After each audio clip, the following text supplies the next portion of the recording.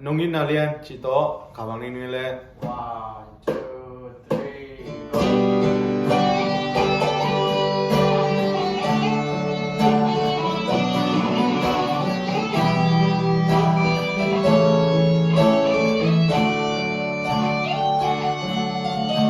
Sanalin natin kung tuwang sila.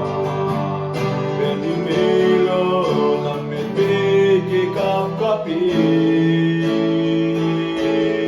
Kakanaog inketeto painhog sa katao lagi ng tong komji.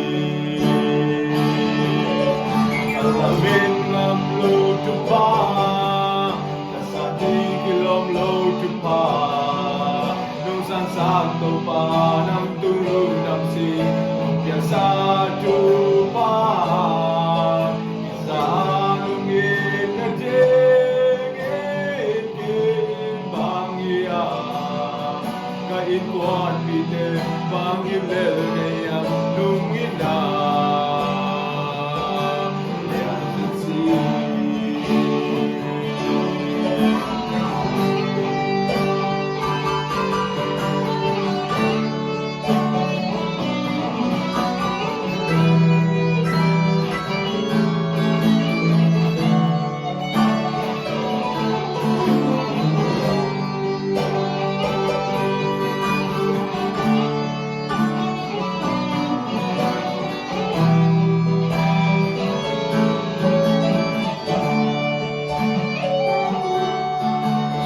Bayhan sa zazum natin katwag sila.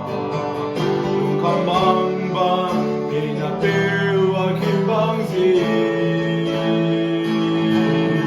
Sunlasan si omlog ito'y nakito niya.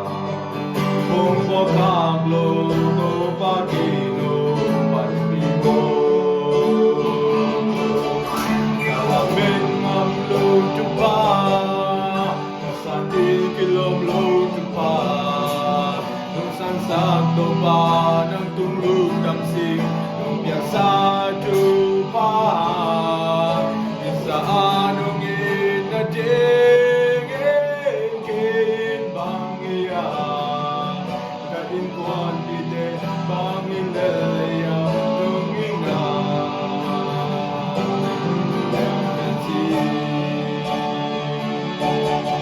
Ahoy nale kapil kasyang natong zonday.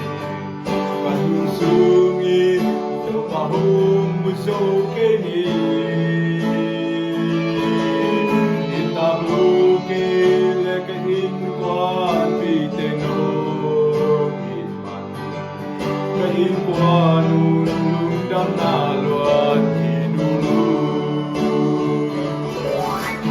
Alamin ang luto pa, kasandi kilong luto pa, nung sansakto pa ng tulog ng sinong sa tupa.